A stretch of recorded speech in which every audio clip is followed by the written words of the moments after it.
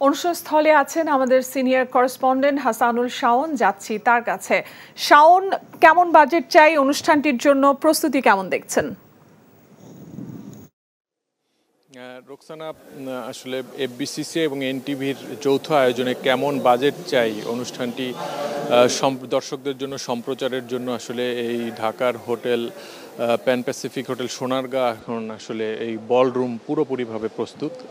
আজ ৮টা থেকে আসলে এনটিভির পর্দায় দর্শকরা সরাসরি এই অনুষ্ঠানটি দেখতে পারবেন। এবার 15তম বারের মতো এই আয়োজন।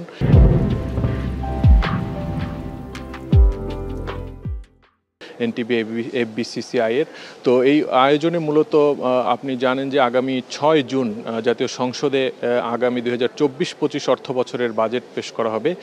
তো সেই বাজেটেরই আসলে বিভিন্ন শ্রেণী পেশার মানুষ, ব্যবসায়ী, আসলে সমাজের সর্বস্তরের মানুষের যেই বাজেট প্রত্যাশা সেটি মূলত এই আয়োজনের মাধ্যমে তুলে ধরা হবে।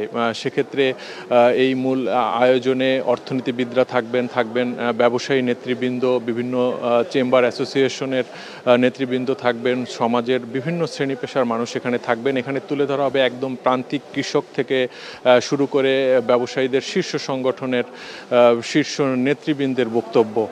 তো মূলত বাজেটে কৃষি, শিক্ষা, স্বাস্থ্য, সামাজিক নিরাপত্তা, অবকাঠামো, রাজস্ব, এই সব খাতে আসলে সাধারণ মানুষ বা সংশ্লিষ্টরা, ব্যবসায়ী নেতারা কে কী প্রত্যাশা করছেন সেই বিষয়গুলোই আসলে এই আয়োজনের মাধ্যমে উঠে আসবে দীর্ঘ আলোচনার মধ্য দিয়ে। তো এরই মধ্যে আসলে এই সমস্ত প্রস্তুতি সম্পন্ন করা হয়েছে।